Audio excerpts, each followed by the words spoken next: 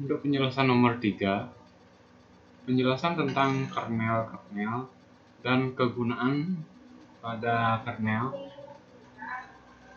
Kernel monolitik. Dalam kernel monolitik, semua layanan BIOS berjalan bersama dengan utas kernel utama, sehingga juga berada di area memori yang sama. Pendekatan ini menyediakan akses perangkat keras yang kaya dan kuat. Beberapa pengembang seperti pengembang Unix Ken Thompson menyatakan bahwa lebih mudah menerapkan kernel monolitik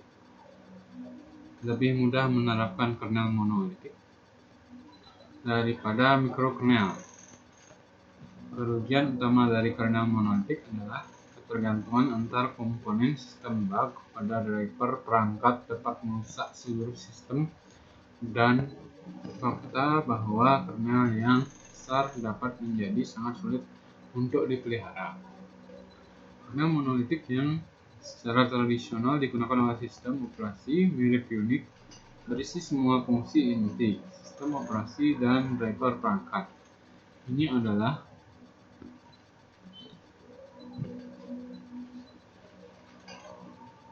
desain tradisional sistem Unix.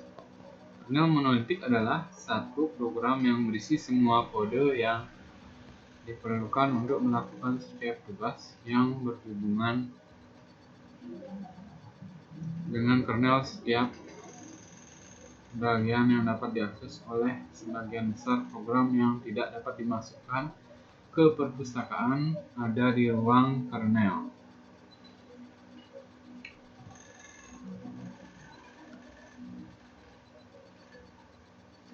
Driver perangkat, penjadwal, penanganan memori, sistem file, dan tumpukan jaringan. Banyak panggilan sistem disediakan untuk aplikasi untuk memungkinkan mereka mengakses semua layanan tersebut.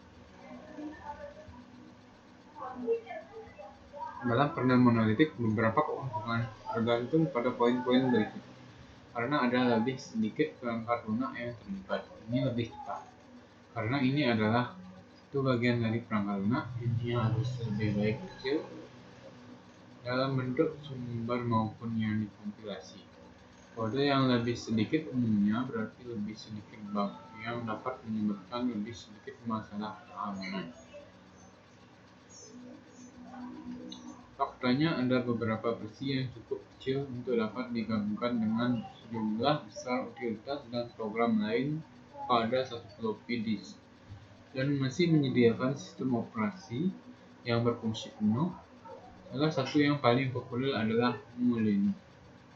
Kemampuan untuk mengecilkan kernelnya juga telah menyebabkan pertumbuhan pesat dalam penggunaan GNU atau Linux dalam sistem terutama. Desain ini memiliki beberapa kekurangan dan keterbatasan. Pengkodean dalam kernel bisa jadi menantang, sebagian karena seseorang tidak dapat menggunakan pustaka umum seperti libs berfitur lengkap, dan karena seseorang perlu menggunakan debugger. Tingkat sumber seperti GDB, memboot ulang komputer seringkali diperlukan. Ini bukan hanya masalah kenyamanan bagi para pengembang. Ketika debugging lebih sulit dan ketika kesulitan menjadi lebih kuat, kode akan menjadi lebih bagian. Di satu bagian kernel memiliki efek samping yang kuat, karena setiap fungsi di kernel memiliki semua hak istimewa. Bug di satu fungsi dapat merusak struktur data fungsi lain, bagian kernel yang sama sekali tidak terkait, atau program yang sedang berjalan. Kernel seringkali menjadi sangat besar dan sulit dirawat.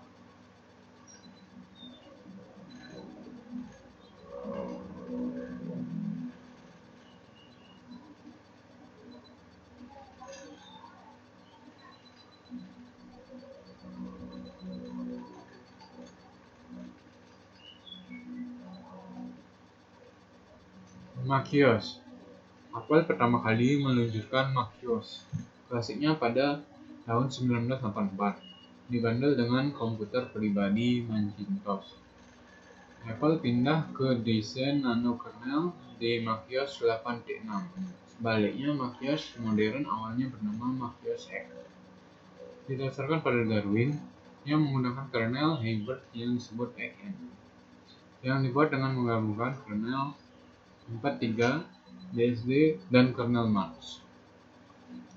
Microsoft Windows pertama kali dirilis pada tahun 1985 sebagai add-on untuk MS-DOS karena ketergantungannya pada sistem operasi lain. Rilis awal Windows sebelum Windows 95 dianggap sebagai lingkungan operasi, jangan disamakan dengan sistem operasi.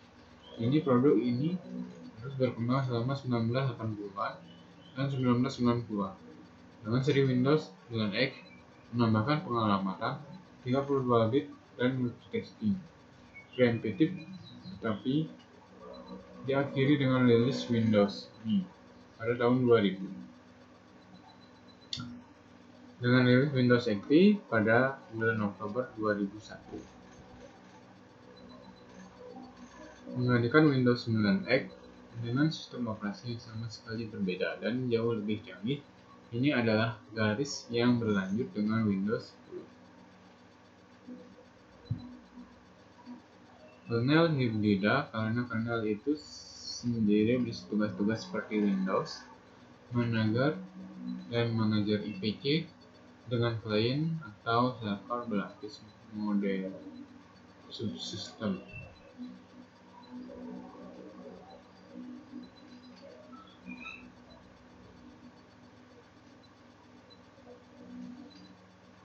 Pengembangannya mikrokernel yang dikembangkan di Carnegie Mellon University dari tahun 1985 hingga 1994 adalah mikrokernel serbaguna.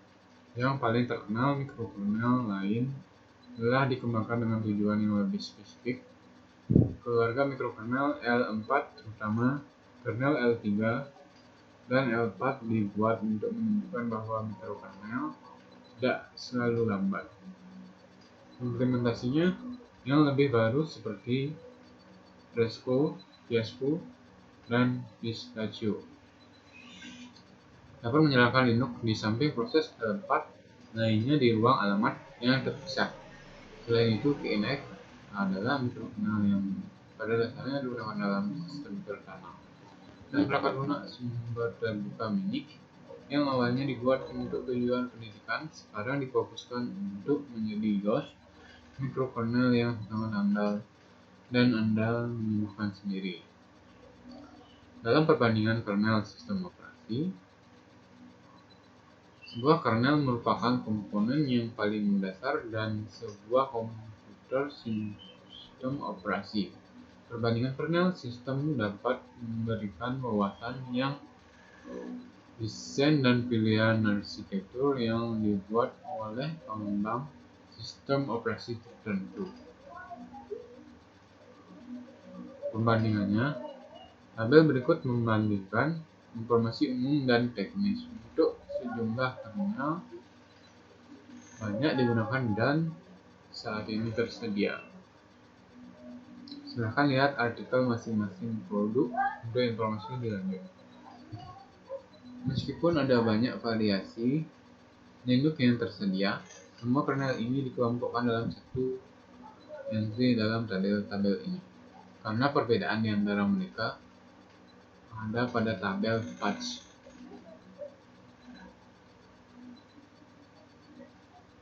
Tabel tersebut secara khusus tidak menyertakan sudut pandang subjektif tentang manfaat dan setiap kernel atau sistem operasi. Demikian yang bisa saya sampaikan. Terima kasih.